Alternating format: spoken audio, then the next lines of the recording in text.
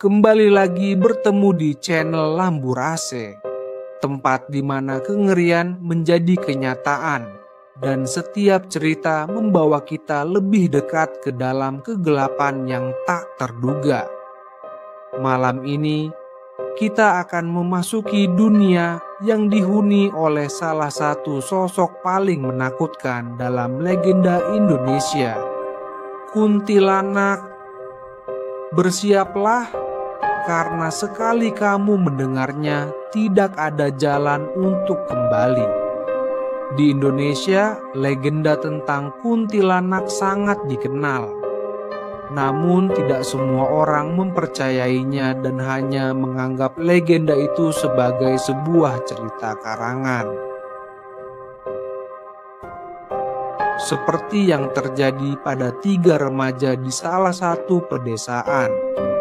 Pada suatu malam, 3 sahabat yang namanya disamarkan Nina, Ali, dan Faris memutuskan untuk melakukan ritual yang mereka dengar dari seorang teman untuk membuktikan legenda itu.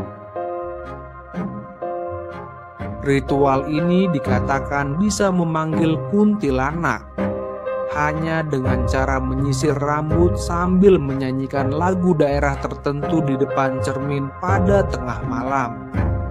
Meskipun mereka tahu risikonya, mereka melakukannya sebagai tantangan untuk menghilangkan rasa takut mereka.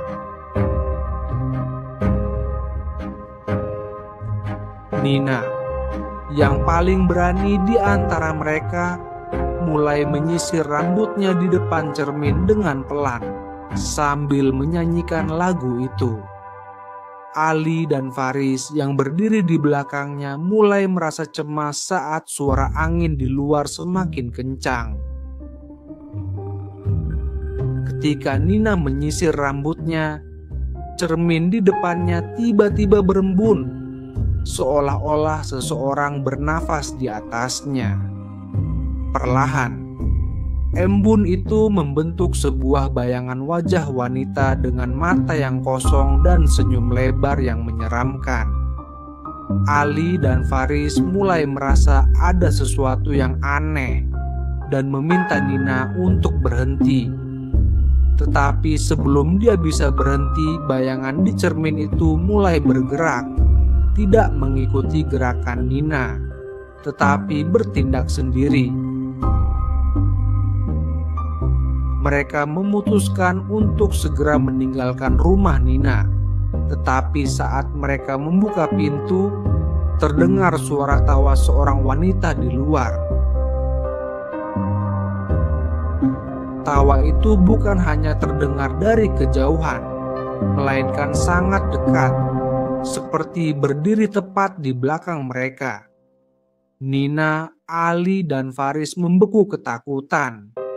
Dan ketika mereka menoleh, mereka melihat sosok kuntilanak berdiri di lorong rumah dengan rambut panjang menutupi sebagian wajahnya dan mata merah menyala menatap mereka dengan penuh kebencian.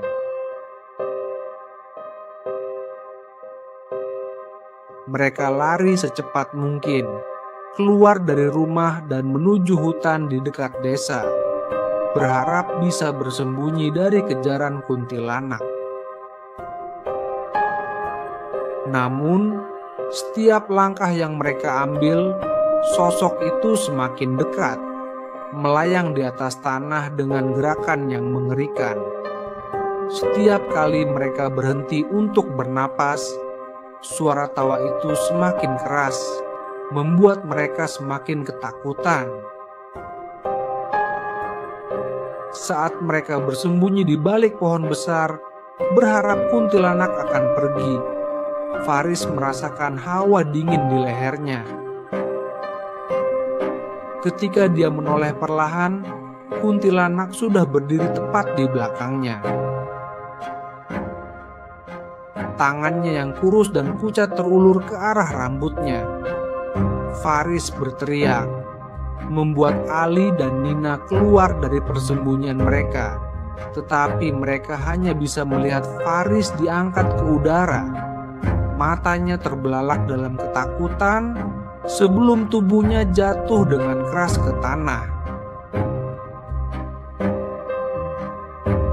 Nina dan Ali mencoba melarikan diri, tetapi mereka terperangkap di dalam hutan yang tampaknya tidak memiliki ujung.